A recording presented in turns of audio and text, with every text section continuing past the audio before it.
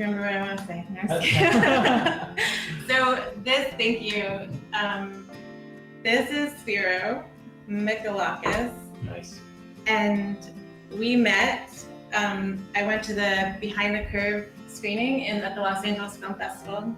I saw you in the movie, and then I saw you in person standing outside, and I thought to myself, I would like to say hello to this person. And so I went up and I said hi, and asked you if you've ever met a flat earther before, and you said I was your first. Yeah. And then I invited you to meet with me and with others, and you surprised me so much because you took my email, and I didn't know, maybe that was like the end of it. And then you responded and you said, let's meet. And we've been having a really nice correspondence, set this up, and here you are, and it's super nice. And we really thank you for coming to talk to us. Thank you for having me. So, yeah. Okay, Nathan. Yeah, this is You guys. Okay, Sasha, obviously. And then on the panel we have Jibby. This is Poncho Peach Channel. Hello. Wait, where is Poncho? Poncho is in England. In correct? England. Poncho. Wow. Poncho's in Grimsby. Grimsby. Okay. Be in England, yes. In England. We have Josh, there with the cat, He's actually not too far from us. and Nathan is on the panel as well. And we also have the guy that's running it. His name is Snack, and he's the one that pushed all the magic buttons to make this work between him and I. We can do this live on YouTube. And So I love this podcast. It's like a den of free speech, and it's really amazing. They go 24/7, and they've been going 24/7 for how long? Okay. this is day 713 in a row. So people 24/7. get on here and they talk about flat Earth, and they talk about their lives, and they talk about anything, but they just like explore ideas around flat Earth and every way that it affects them. So people from all over the world get on here, and so I just thought it would be really great if we could talk like a little in person, and then also you can talk with them. And Sure, yeah. Okay. Just in relation to a couple other things you said.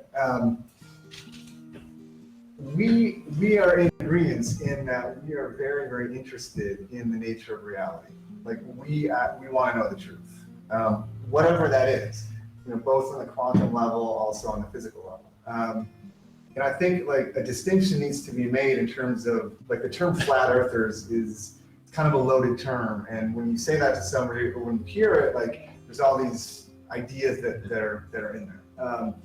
So I think the one thing that flat earthers agree upon is that we're globe deniers, like meaning the model that we've been given, the model that we were taught, that we're on a giant spinning ball, and this ball is hurtling, around the sun at breakneck speeds. The entire idea of the heliocentric model, we are away from that. We consider the globe model dead. Can I ask you why you describe it as breakneck speeds? Does this mean something to you that is supposed to mean that like, oh, why isn't it that we're like not flung out or something like that? Or why does it sound like? Meaning, the speed is 66,000 miles an hour, and then you have the entire solar system. And it's all going around that's at right. like several million miles an hour, and that is actually. So I'm gonna say this is true, even though it may think like it's not true. But from the point of view of relativity, but also very simply, when you're in a train, it's going 100 miles an hour, right? You're standing still. You're not thinking like, oh my God, I'm going to die because I'm going 100 miles an hour. Somebody from the outside who's looking at you is like, holy crap, they're moving really fast, right? But you yourself, you're like, just. A train is an enclosed system, so you're oh yeah, exactly. I mean, that's right. Like and that's of course that's the idea of wind, right? That when you get winds, it's not that they're blowing towards you; they're just blowing up, and then you're like, oh shit. There's one thing I just want to throw there is that on a ball, the equator has to spin about 1,000 miles per hour, to make one rotation per day and 24. That's about something like that. A little bit more. 2020.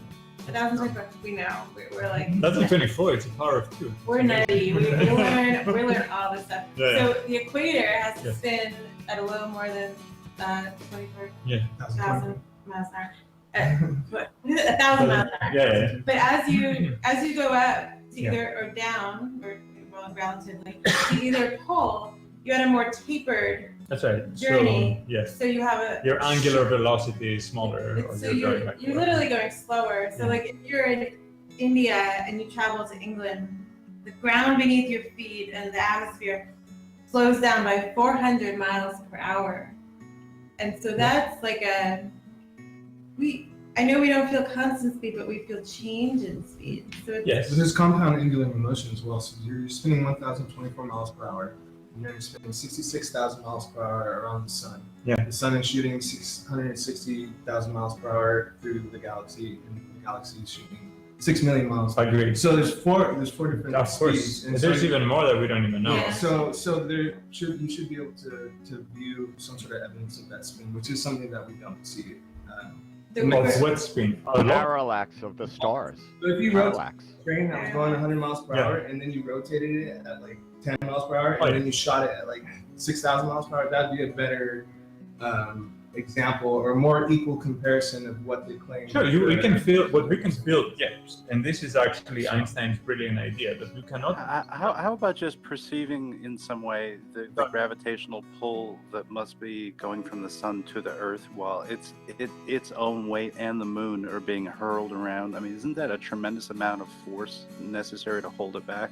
Oh, that's why the Earth is like a massive mass, right? And that's the kind of force that you need between them, so you can keep them together. But I guess what I want to say is something else. Imagine we have like these old LP or LP whatever players with the phonograms, right? And you put a ball towards the center and then a ball towards the end, right?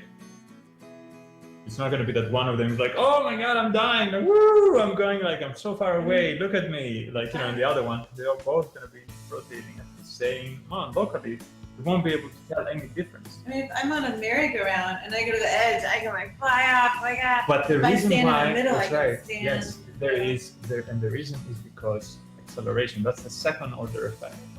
The first.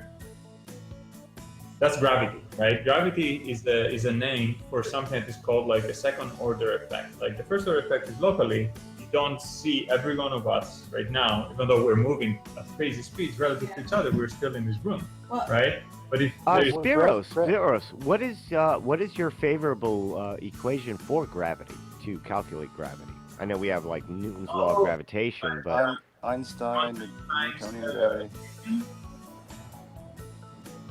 you mean the one beyond that, like because the one that basically that NASA and SpaceX have been using that seems to work to calculate fuel and trajectory around these gravitational objects. Advanced versions, solvable, but advanced versions of Einstein's equation that go beyond Newton's G m1 m2 over r squared. And that's the beauty of it too, that you can even see light, which has no mass, like gravitate around massive bodies, and you get to see images. So gravity is affecting light. Yes, exactly. So gravity. So then light contains mass. No. That's the beauty of the. You probably know this, but that's the beauty of the theory of gravity. That it's not even about a force. It is an illusion of a force. It is something much deeper. It is actually the curvature of space-time itself, not space, not like the Earth or something like that, of space-time itself, as if as you move from point. Is that the theory of everything, quantum gravitation? Oh no, this is just a wish. This is just a theory of general relativity. If you put quantum gravity in it, that gets more interesting. That's what I work on. But, so this is how they reverse Thanos' snap. I get it now. It all comes back. Gravity can do it all. Yeah, see, I know that they want to. Can we break down Newton's equation real quick? Yeah. Would you like to do that? Yes, Spiros. You keep mentioning gravity, man. So You may like I Dude, explain- you seem like a really, really smart guy. You seem like a really fun guy, actually. It'd be fun to chill with you and like grab a beer one day, man. Cool. But as far as this whole gravity thing, Yeah. I think I'll use Poncho's example with the barrel. If I had a barrel across the room from you, right? Could you tell me the mass of the barrel without having to get up from your chair?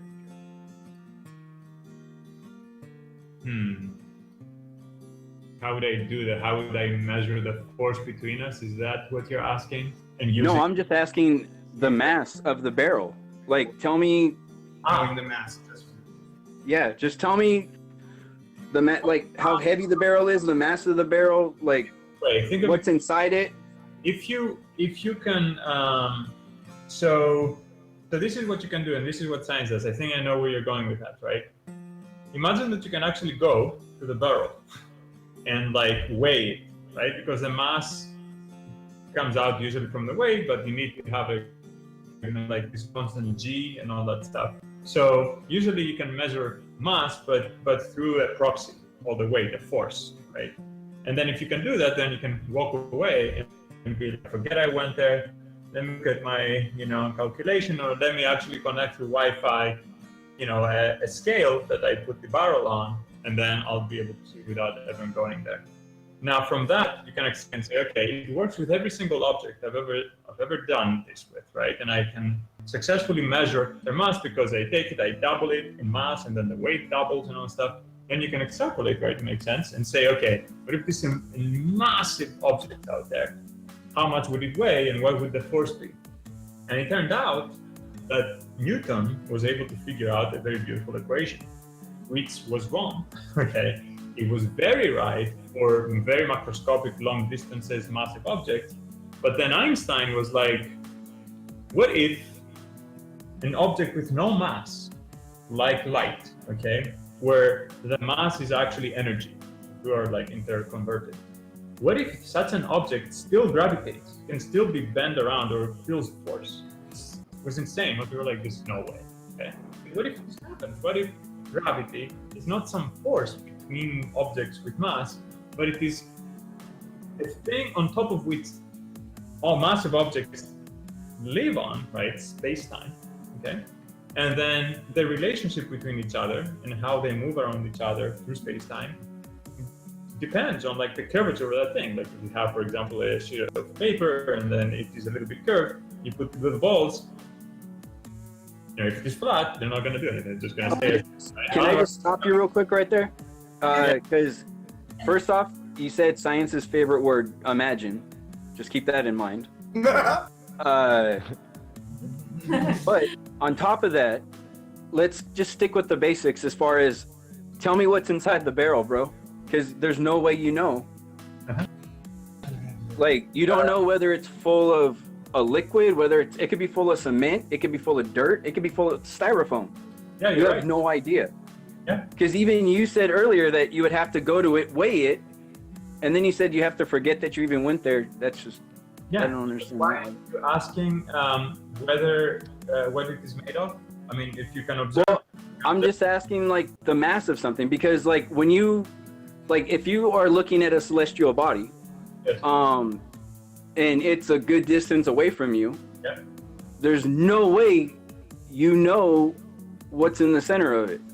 Like yeah. there's There's no way to determine the mass. there is like at least, and again, I described like how scientists think about this stuff, right? Because yes, they imagine it.